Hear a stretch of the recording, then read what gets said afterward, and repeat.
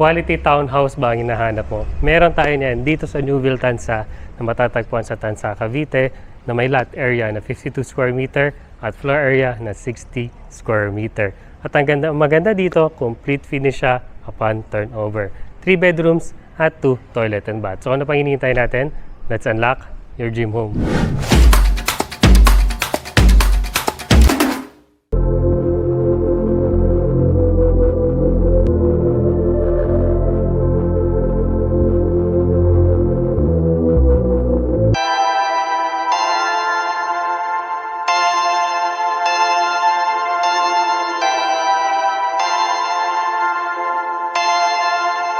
Perfect.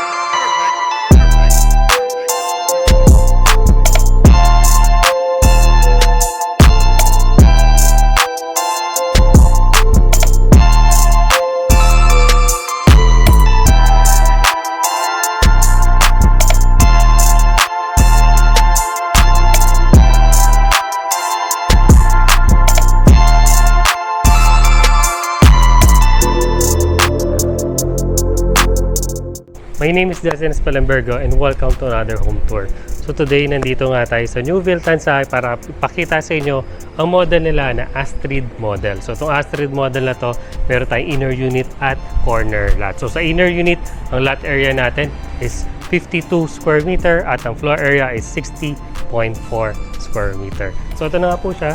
Ito yung ating pinaka-facade. So napansin nyo naman sa facade natin, napakaganda niya. So bago natin start yung tour natin dito sa Astrid model, kung bago sa akin channel, please like, share this video, and subscribe to my channel.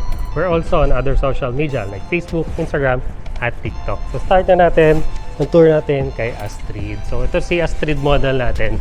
Townhouse nga siya. So papansin nyo naman, ang ganda ng pagkagawa nila dito. Ang pagkagawa ng bahay dito is hindi siya conventional. Ito po ay cast in place. So, purong semento po yung buong bahay natin. So, napakaganda niya. Yung property line mo, hanggang dito po siya. Yan. Wala dito po, pasok daw. So, kasyang-kasya kahit SUV ang i-park mo dito, pwedeng-pwede po. Tapos, mapansin nyo naman, may mga pader na tayo sa gilid. So, kasama na po yan upon turnover. Tapos, ang maganda nga rin dito sa kotse mo, ano na siya, slightly covered na po yung pinaka-kotse niya. So, hindi na siya ganun ma-expose sa mga elements, sa tubig, sa araw, di ba? So, hindi masyadong mag-fade yung kulay ng kotse nyo pag dito kayo kumuha ng bahay. So, maganda nga, syempre may balcony. Mamaya titignan natin yan. So, pasukin muna natin ito actual turnover natin. Sa actual turnover natin, ito kasama na rin itong grills na to. Tapos, yung sliding doors niya, sliding windows po na aluminum cases, kasama na rin po na pang-turnover. Ito na nga po. Yan, naka-flash metal door po tayo upon turnover. Tapos yung hamba niya, gawa rin po siya sa bakal. So ganda niya po, di ba? So malapad din siya. At syempre, complete finish nga tayo upon turnover. So napansin nyo na, naka-tiles na tayo. Yan, tapos maluwag po yung space niya dito sa pinaka-living space mo. Yan, so ito yung pinaka-living space mo. Malaki pa yung space niya. Yan, so yan, pwede mo lagay dito yung sofa mo sa side na yan, isang table. Tapos pwede mo ilagay dito yung pinaka-TV mo. So pwede mo i-close to. Tapos syempre pwede mo gawing storage area yung pinaka-ilalim netong staircase na to. Diba? Ang ganda tingnan yan. So malaki po yung space natin. So dining space mo nga rin dito sa side na to. Napakalaki rin po ng size natin. So kasya dito kahit 4-seater na table.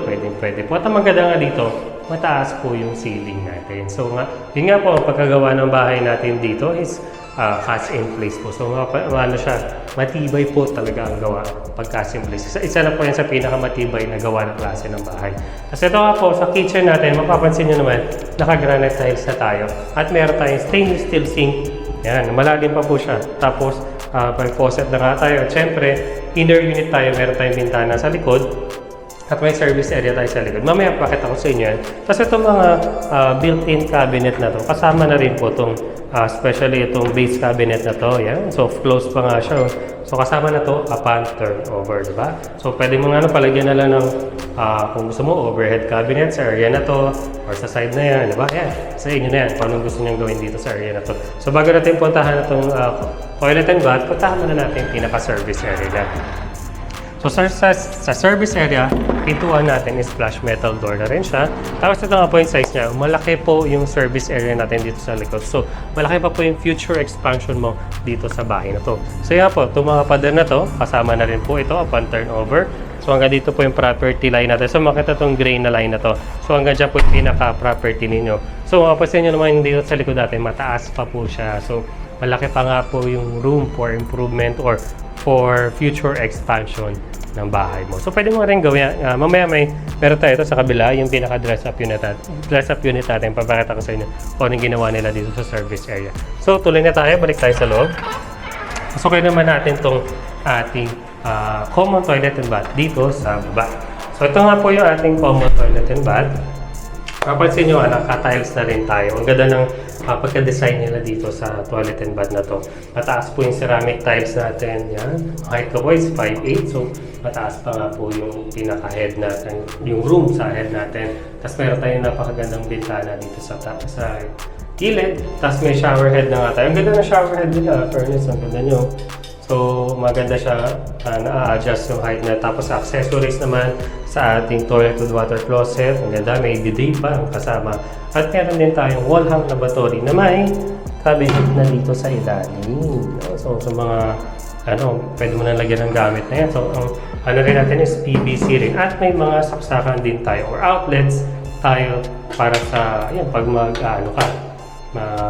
blower ng ulo, diba? Ng buhok. So, pwede yan. So, akit naman tayo sa taas. Papakita ko sa inyo yung ating 3 bedrooms. Yan, dito sa ating staircase. Yung staircase pala natin, gawa siya sa tubular na bakal. At yung pinaka-step niya is gawa siya sa kahoy. So, ang ganda ng kanyang staircase, diba? Malapad siya. Tsaka hindi siya ganun ka-steep or katarik. So, kahit yung senior citizen natin kasama sa bahay, hindi naman siya mahirapan maglakad dito. So, ang kagandahan din dito sa Newville Astrid model, nagustuhan ko, meron siyang, nakikita nyo naman, di ba? May walkway siya dito sa second floor. So, may maluwag na space ka pag akyat mo sa second floor. Hindi yung pag akyat mo, room agad. So, di ba? Ang ganda niya. Tapos, meron pa nga tayong open space dito sa gilid. Yan. So, blank canvas yan. Pwede mong lagyan yan ng mga picture, family portrait, or chandelier, di ba? Pwede mong lagyan. Tapos dito naman tayo sa pinakaunang bedroom natin, dito sa likod na bahagi ng room. So yan nga po, upon turnover, yung sahig natin dito is naka-vinyl tiles po siya. So ang ganda ng vinyl tiles niya, wood yung kanyang design. Tapos ang walls nga natin dito, yan, fiber cement board po yan. Tapos meron nga tayo bintana sa likod, aluminum siding windows. At syempre, meron na rin tayo mga butas for the window type aircon. At syempre, meron na rin siyang outlet. So, di na kayo mahirapan mag-rewiring pa. So, dito naman tayo sa isa. So, ito na yung sa tingin ko, ito na yung pinakamaliit na room dito. Perfect dito sa mga anak mo. Tama yung space na pwede dito, magkasya dito isa single frame bed. Syempre, may butas na rin for the window type aircon. At ang maganda dito, may space ka pa dito sa side na to. Pwede mong dito na lang ilagay yung cabinet mo. Syempre, para hindi siya takaw ng space, di ba? Or pwede rin dito yung pinaka-bed frame mo. So, dito na tayo sa ating common toilet and bath dito sa second floor. So, di ba ang ganda ng walkway niya? Maluwag siya. So, pwede ka pang maglagay ng cabinet dito Or yung isang patungan ba na pwede mo lagyan ng altar, whatever, ganun. Yan. Tapos, dito naman tayo sa ating, paliwanagin natin na onte. Yan. So, ito yung ating common toilet bath dito sa second floor. So, dito sa second floor, mas malaki po yung toilet and bath natin. Napansin nyo naman, malapad po yung space natin for the shower area. Yung from the toilet with water closet, papunta dito sa pader, malayo yung spacing natin, di ba? So, maganda yung spacing niya. Same din yung accessories, patulad yung nasa baba. Yung ating wall hang lavatory, meron na rin siyang cabinet dito sa baba. So, ganda, di ba? Mga toiletries natin, pwede mo na ilagay dyan.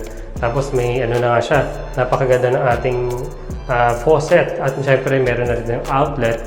At the same time, itong ating shower head, napakaganda ng kanilang nilagay.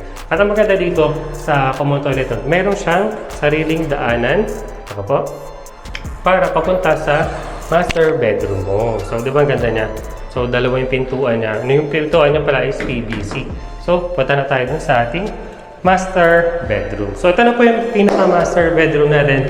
Di ba? Ang ganda ng master bedroom natin. Napakalaki po ng master bedroom natin. Tapos, meron tayong napakalaking bintana as well as meron na tayong glass door na papunta doon sa ating balcony. So, di ba ito, maluwag siya kahit ang ilagay mo dito is a queen size bed. Kasya yun dito. At syempre, naka-ceiling na tayo, fiber cement board. At ito nga yung pintuan, papunta doon sa common toilet. Diba? Ito pinakita ko sa inyo kanina.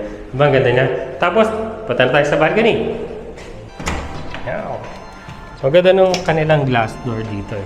Ano siya, sealed siya. May rubber, insulated rubber siya sa paligid ng glass door. Yan. So, ito na yung pinaka-balcony natin. Sa balcony natin, naka-tiles na rin tayo na ceramic tiles. At yung railings natin is gawa siya sa bakal at tubular. At maganda dito sa balcony na to, hindi kabilat sa araw kasi meron siyang part pa rin siya ng bubo, diba? Ganda ng ano natin dito ng balcony. Perfect to sa umaga, coffee ka, diba? Muni-muni sa gabi. Perfect tong location na to. So, doon naman tayo sa ating dress-up unit para may idea kayo kung ano itsura niya pag may mga gamit na siya. So yan, at dito naman po tayo sa ating dress-up unit. Napansin nyo yung dress-up unit natin dito sa labas, ay yung problem po nila. Nilagyan nila ng tiles yung ating pinaka-driveway. Punta nga sa iyo, garage. So, naglagay din sila dito ng mga pots at saka upuan sa side. Siyempre dahil malapad tong bahay na to, kahit maglagay ka ng kotse dito tapos may daanan ka pa rin, diba? So ang ganda ng lapad ng Astrid model natin. So tuloy na tayo sa loob.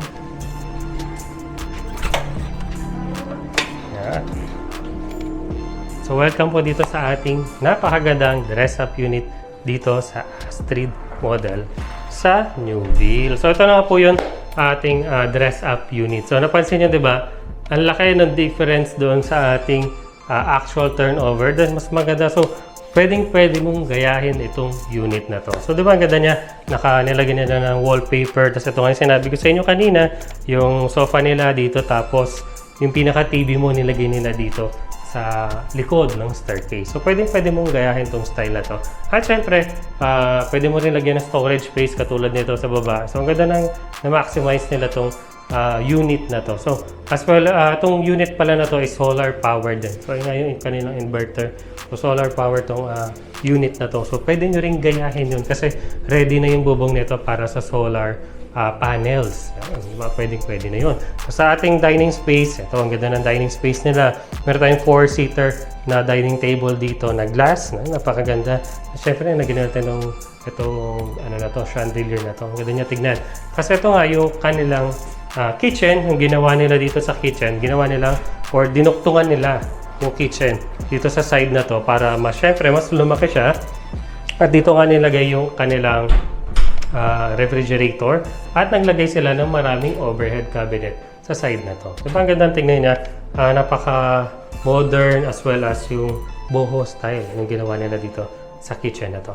So, moving here naman sa ating toilet and bath. So, sa toilet and bath, pinalitan nila yung mga accessories mas magaganda or mas modern na accessories yung ginamit nila. Tapos ang ganda ng lavatory. Ganda. Gawa siya sa glass.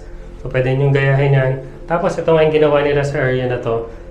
Pinalitan nila ng tiles, tapos pati yung shower head, parang yung shower type na yung ginawa nila sa shower. Pero, sa totoo lang, yung basic unit or yung pinaka-actual turnover unit natin dito sa Astrid model, pwede na. Ang ganda na, di ba? Tapos, yung pinaka-pintuan niya, nilagyan nila nito. So, ang ganda. Pwede mo gayahin tong style na to. So, punta tayo sa likod. Ito yung pinaka-sinabi ko sa inyo kanina, yung service area nila. Ayan, nakatumama. Ngayon, labas ka muna. So, ito nga yung ating service area dito sa likod. So, parang ginawa nilang mini garden. Ang ganda nito. So, perfect to. Sa umaga, coffee ka, ayaw mo na masyadong tao, ayaw mo doon sa may balcony area na maraming dumadaan. So, dito, enclosed siya, di ba? Pwede mo lagyan ng halaman sa area na to. Tapos nito, nalagyan na ng baluster, tapos magandang ilaw. Tapos dito, pwede mo ilagay dito yung pinaka-barbecue area mo, di ba? Pwede mong gayahin to. Ang ganda. So, punta naman tayo dun sa second floor. Pakita ko sa inyo kung ano yung ginawa nila improvement sa second floor. Moving here sa ating second floor, wala lang sila masyadong ginawa dito sa pinaka-staircase. Kunulayan lang nila. Ito, di ba? Ang ganda niya tignan. Yung pinaka-wall dito sa ating staircase. Iniba nila yung kulay para syempre accent wall siya. Pwede ka pang malagyan ng mga paintings mo dito. So, maganda ng design, pagka-design nila dito sa pinaka-staircase mo. At ito yung sinabi ko sa inyo kanina, di ba? Ang ganda ng walkway natin. So, unahin na natin itong isang bedroom na to. So, ito yung pinaka first bedroom na pinakita ko rin sa inyo sa basic. Di ba, para mas lumaki siya, tignan. Tapos may mga tayo ditong study table. Ang ganda ng study table nila. Pwede nyo gayahin to. Tapos ito, katulad na ito, yung para sa anak mo nga na nahigaan, may storage sa ilalim. Ang ganda niya, oh. Pwede mong gayahin to. Perfect to para sa mga chikiting mo. Yung study table na aluwag pang tingnan ng space, di ba? Tapos na wallpaper. Pwede mong gayahin yan. So, dito naman tayo sa pangalawang bedroom. Ito rin, perfect din to kung may isa ka pang anak. Meron tayo, ito yung sinabi ko sa inyo kanina, sinagad nila yung bed frame dito sa gilid, sa may side na yon. Tapos, yan, meron nga siya, sarili niyang study table at yung kanyang cabinet. Ganda. So, wallpapers na lang din yung ginamit nila para ma-improve pa yung design dito sa kwarto na to. So, dito naman tayo sa ating common toilet bath dito sa second floor. So, ang laki niya rin. So, same lang din naman po natin sa stone. Pinagkaiba nga lang, pinalatan nila yung mga accessories. Sa yung tiles, pinalatan nila. So, ang ganda pa rin. Ang ganda niya tignan, di ba? Ang luwag niya tignan. So, ang ganda na itong accessory. Itong kanilang box type siya. Tapos cabinet sa ilalim. Ang ganda niya. So, pwede nyo rin gayahin yung mga ganyan style. So, dito naman tayo sa ating master bedroom. So, ganda ng master bedroom nila. So, boho style siya na minimalistic design, 'di ba? Ang ganda. Parang ang sarap matulog dito sa gabi, 'di ba? Tapos dito sa side na 'to, sa dahil nga malaki tong room na 'to. Yan, nilagyan nila ng cabinet na malalaki dito sa unahan ng bed frame. So, ang ganda niya, meron din vanity table. Tapos, siyempre, diretso ka na sa iyong balcony. Yan, dito tayo sa balcony. Yan, dito sa balcony area, yan, wala naman din sila masyadong ginawa. So, binibala nila yung tiles, tapos may pintuan, may upuan dyan sa area na yun. Siyempre, dito rin yung aircon. So, ang ganda, di ba, dito? Kung nagustuhan mo itong property na to at may mga tanong ka sa amin, pwede mo i-click yung pinakaunang link dyan sa baba ng description. Dediretso na yan sa aming Facebook Messenger. At pwede na kami tanungin, Sir, ano po ba ang mga requirements para ma-avail itong bahay na to, Newville, dito sa Tansa? Dahil gustong-gusto ko to. At ang maganda rin dito sa Newville, Tansa, magkakaroon siya ng sariling daanan niya papunta dun sa bypass road ng Mega World. So, di ka na matatraffic dun sa may parting Robinson, Tejero, di ba? Di ka na dadaan doon kasi may sarili siyang daanan papunta dito. So, ayan yung mga perks mo pag nakakuha ka ng bahay dito sa Newville. So, sir, interested ako malaman magkano po ba yung presyo ng bahay na yan dito sa Tansa, Cavite. So, i-flash ko na lang po dito sa side na to yung pinaka-price niya. So, available po tayo dito sa in-house financing, Hamilton financing nila, bank financing as well as Pag-ibig financing. So, yan po, available po tayo sa mga financing. So, iba-iba po siya. So, ang sasabihin ko na lang po, yung pinaka Pag-ibig financing natin. So, ito po ay regular unit natin na 52 square meter at may floor area na 60.40 square meter na floor area. So, total contract price na po is 3,680,000 at ang kanyang down payment is 1,404,000 po. So, yun po yung pinaka-down payment na. Reservation fee natin dito is 20,000 only po. So, net down payment natin is 984,000 at payable po siya ng 24 months na 41,000 per month. So, sa Pag-ibig financing, for the max na 30 years to pay, that is 70,576 pesos monthly amortization. At ang required income natin is 50,218 po. So, kung gusto mo ng mas mababang down payment, meron din tayong mga Pag-ibig bank financing po kung gusto nyo mas mababa yung down payment. So, kung gusto mong malaman yon, i-message po kami sa Messenger or sa Facebook po. I hope nagustuhan mo itong napakagandang tour natin dito sa Astrid Model dito sa Newville, Tansa. Kung may mga question kayo, PM nyo lang po kami. I hope nagustuhan itong video na to. Please leave a like, share this video, and subscribe to my channel. We're also on other social media like Facebook, Instagram, at TikTok. Thank you so much for watching and see you on the next one.